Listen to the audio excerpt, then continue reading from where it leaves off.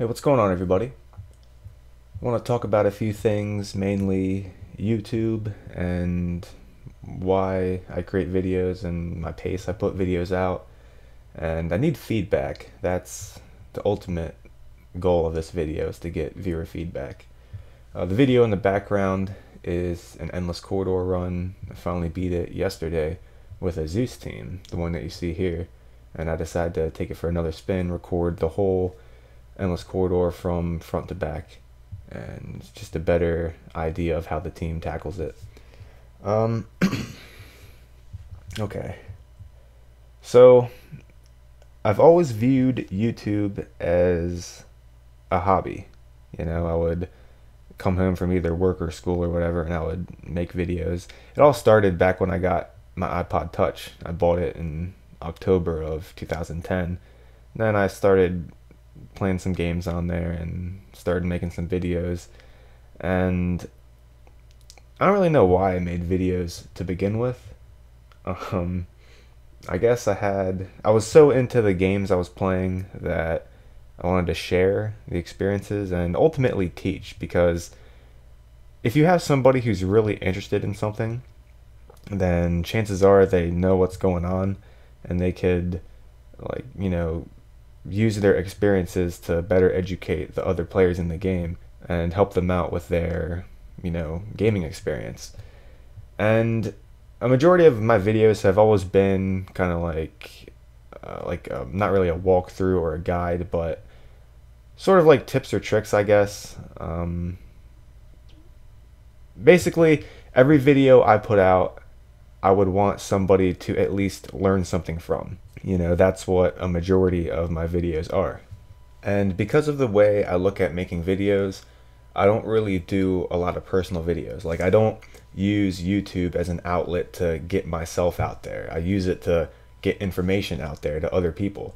And I said before in a previous video that as a content creator, you view your videos differently than the audience who watches them. Like, okay, for example, what I see right now, I'm looking at my laptop, I have the program open, Sony Vegas, that's what I use to edit my videos. Got the intro at the beginning, and then I got the endless corridor video, the raw video file, and then I have a bunch of audio tracks that I'm making and editing as I talk, and I have my mic to the left of me. So then after all this is recorded, I'm gonna render it, then I'm gonna upload it to YouTube, and I'm gonna set the title, I'm gonna set the description, set the tags and all that stuff, and then it'll be uploaded. Then I'll hang around for like half an hour maybe and reply to any comments. And then it'll be added to my list of videos that will show up whenever a comment's posted, which is all my videos. Like, if somebody posts a comment on any video, there's like something in the upper right hand corner, like it's a notification, drops down, this person commented. So every time I log on YouTube, I just check the comments. So it's true, I really do read all the comments.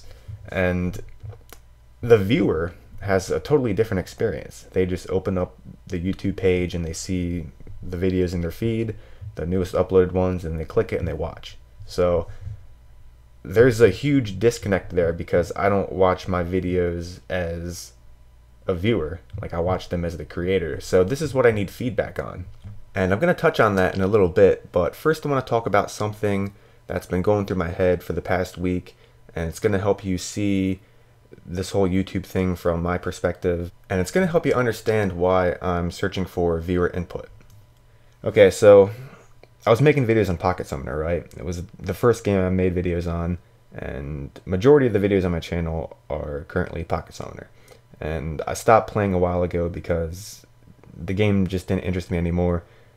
People always ask me, like, yo, why don't you make Pocket Summoner videos? And I tell them, like, I just don't have fun with it anymore, It's an old game, it has old mechanics, there's no interesting gameplay.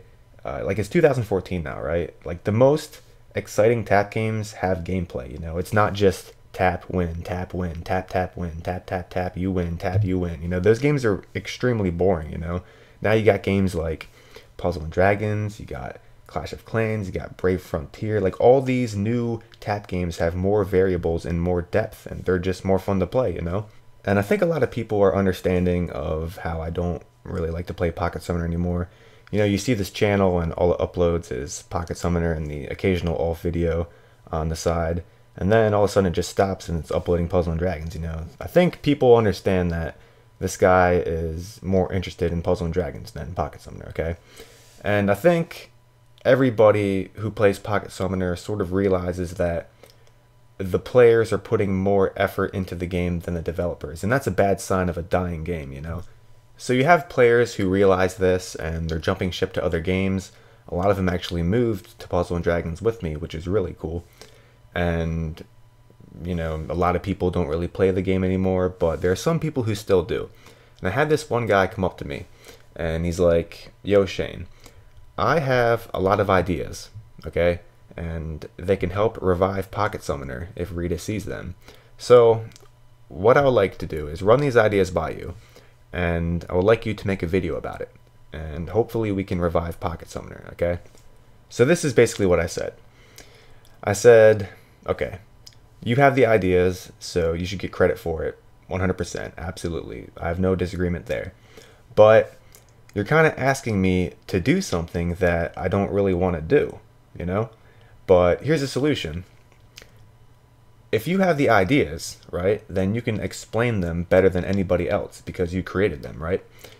Now, why don't you make the video? You know, like if you care for Pocket Summoner so much and you have a passion for the game, why don't you make a video for it? And this kind of sparked something in my mind. I was like, was I really the only person consistently uploading videos of Pocket Summoner on like a weekly basis? And I had to put some numbers around this to make it resemble a scale. So how many players were there in Pocket Summoner total? There was maybe 2,000, 3,000 average who actively played. Maybe at its peak it was up to 5,000, but overall about 3,000 players who were active in the game. And out of those 3,000 players, only one of them actually was making videos consistently that I know of. And this got me a little confused on the whole creating content thing. So I made the transition over to Puzzle and Dragons. So now I'm looking at Puzzle and Dragons. How many players does this game have? And let's see, it just hit 3 million downloads not too long ago, and about 2 million of them are probably re-rolls. So maybe about 1,000, or maybe about 1 million people actually downloaded the game once. And the people who actually stayed for more than an hour, probably, let's cut it in half and say 500,000. Wait, let's just go to the Facebook. So on the Facebook North American Gung Ho, there are, I think it has 90K likes. So 90,000 people care about this game enough to go to the Facebook and like the page. And how many people are there on YouTube actually creating content for Puzzle and Dragons in the North American server? You know, you have a bunch of Japanese people who make videos, but that's because like it's a big thing over there. But over in the States, it's not. It's big, but it's not that big. So I have 90,000 people. How many actually create content that I know of? Let's see. There is Zadoran. There is Puzzle Boss. There is Pad 101. There's Brent, and there's Palringo, and there's me. I'm probably leaving out some people, but those are the only ones I know of. So let's put some more numbers in. Let's say that there are 30 people who upload Puzzle and Dragons videos for the North American version of the game. You have 30 people divided by 90,000 players. That is 0.0003% of that entire population creates content.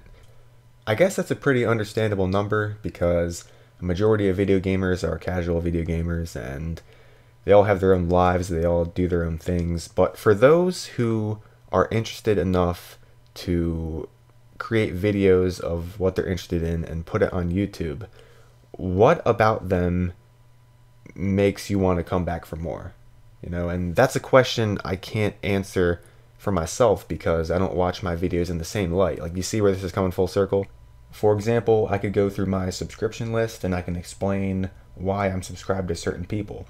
But I can't really do that for myself because I'm not subscribed to myself like I am to them. So I don't know what it is about my content that is so attractive, I guess. And that's why I'm looking to the viewers for feedback. I would like to know, what is it about my videos that keeps you coming back? Is it the informative aspect of the video? Is it the casual tone, or I don't know, the environment that it's recorded in? You know, a lot of people will write the comment, "Nice video, keep up the good work." And that's one of the best comments I can receive, A plus all the way. But they never really go into detail as to why they like the video. And I guess they don't have to, you know, just, that'd be kind of weird, I guess. But I'm only asking for this one time. Like, what is it about the video do you like? Is it any of the things I said before? Or a lot of people say that they watch the video for me, you know? And I kind of have to ask the same question, like, what elements of me make the video? And I hope that didn't sound like some kind of cry for self-esteem. You know, I'm a pretty upbeat dude. I don't get depressed. A lot of people mistake my calm demeanor for depression, which is not the case. But if I am aware of everything that people like, then the variables in the formula become clear, you know, and it's something that I should not change. I guess this video is so weird because it's my first time actually reaching out to the viewers and trying to get criticism, whether it's, you know, what I'm doing right, what I'm doing wrong. Any comment that you can make on what you like or dislike about the videos would be greatly appreciated. And you can hit me up anywhere, whether it's YouTube comments, if you have me on Kick, or if you have my phone number or whatever. You got Palringo. But yeah, just hit me up. I read every single comment. I read every message. And like I said, this is a formula that I know works, but I don't know all of the variables in the formula. And if the variables come naturally, then this is something that I should probably focus more effort into. I'm not really sure what kind of criticisms I'll get, but don't be afraid to leave like off the wall remarks or whatever, because one of the strangest things that I've learned about myself from YouTube is that I have like a tolerable voice. You know, like 3 years ago or something, there was a woman who was watching my videos, and she's contacted me and said, you know, the only reason I watch your videos is because you have a nice voice. And I was like, I told her, I'm like, you know, I never heard that before. And she thought it was lying or whatever, but really, I didn't. Like, no family member ever told me I have a nice voice. Like, previous girlfriends never told me I have a nice voice, which is kind of weird. I guess maybe they didn't like it, I don't know. To each their own, I guess. But like, friends never told me I have a nice voice. Like, it's kind of cool and kind of strange too that no one in my physical life has given me that compliment before. But then I take part in some online endeavor and it's like a recurring compliment. Like, don't hear it every day, but it pops up every once in a while. Like 2 weeks after that first incident, some kid posted on one of my videos and he's like, ha ha ha ha ha, Shane, I was playing your video and my grandma was listening to it and she said that you have a nice voice. So it's like, I guess commentary could be my thing, you know? It's like people can learn new things about themselves every day if other people tell them about their strong points, you know? And they can probably find their way in life if enough people make it aware. But enough about that. Let's talk about something new. Let's talk about one of the reasons why I like making videos. And this came from later on when like more people started to interact. But it's just that, the interaction. I like, you know, hanging around. I like responding to comments. I like messaging people back. And I don't know, it's just something that kind of came along. I like interacting with people. And if people need help, I try to help them out. And just overall, I do my best to try to interact with the people who are in this kind of internet world that I created for myself. And one of the things that I'm really afraid of is there's going to be too many people to talk to. And I don't know whether it's I'm trying to put too much effort into talking to the people, or there's just too many people who want to talk. For example, I got a message on Kick today. I was talking back and forth with this guy, and he ended up saying, "Do I bother you when I talk to you?" And I said, "Not really, but it's sort of weird when a lot of people want to talk to you and there's not enough time to talk to them all. So people get the wrong message when I like leave short answers and stuff like that. They think I'm ignoring them or something, but I guess they don't understand that I'm communicating with a large network of people. So there's not exactly a lot of time to leave like concise answers and stuff like that. It's really hard to talk to everybody. And one of my biggest fears is if my channel ever gets like ridiculously huge or something, because then there's definitely not going to be enough time to talk to every single person. And I got the question before, like, or it was actually a comment. Some guy said, "Oh, Shane, if you become big on YouTube, I want to be the guy who was there from the beginning, you know?" And then I said to him, like, "Look, man, I really don't want to be that kind of content creator, you know, someone who has a lot of people viewing his channel, because if that happens, then the whole shift in viewing the audience is different. Like right now, I have probably what 3,000 subscribers, and maybe about 1,000 of them are active. Maybe about 600 of them watch every single video I put up. And people who leave comments, there's probably like 20, 25 comments, and that's more than manageable. And it's very easy to get to know new people. But if it becomes like 150 comments or like 200 comments or like 1,000 comments, like how are you supposed to reply to every single one, you know? And I guess channels like that, in the comments, people start fighting. So that'd be kind of weird too. I don't know, I feel like that would take away from just the kind of tight-knit group that we have right now. But I don't know, people who fight could be funny. I've seen a lot of funny arguments in the comments, so who knows.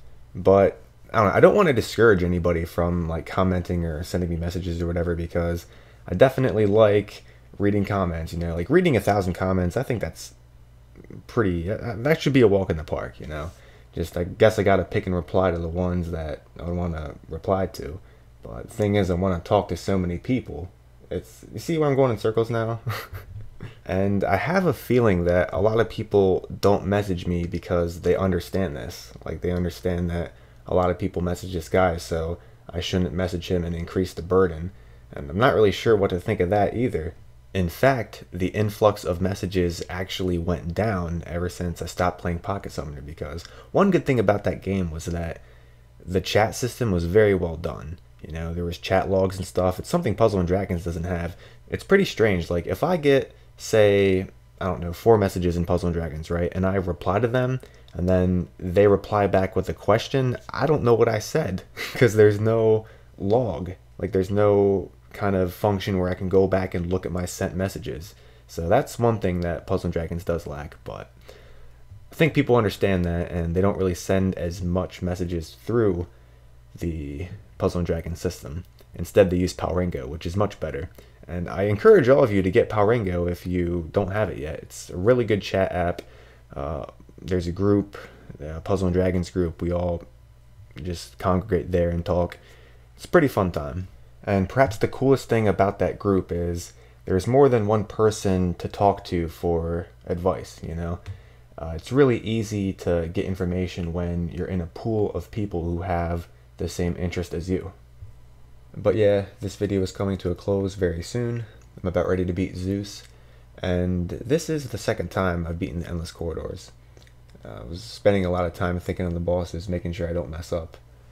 But yeah, definitely let me know what you like about the channel so I can continue doing it. And also, maybe you guys can put some input into the whole messaging thing. Like, am I taking messaging too seriously? Am I spending too much time messaging people? Are there, I don't know, certain people who don't deserve the time of day? I don't know. You guys as the viewers see things differently than I do. So whatever you have to say, I would be most interested in hearing. So in the description box below, I am going to put the information for the Palringo Puzzle and Dragons group, and I'm also going to put my kick in there as well. And again, don't be afraid to send a message or leave a comment. Any and all are welcome. And as always, I would like to thank each and every one of you for watching my video. Take care. Bye.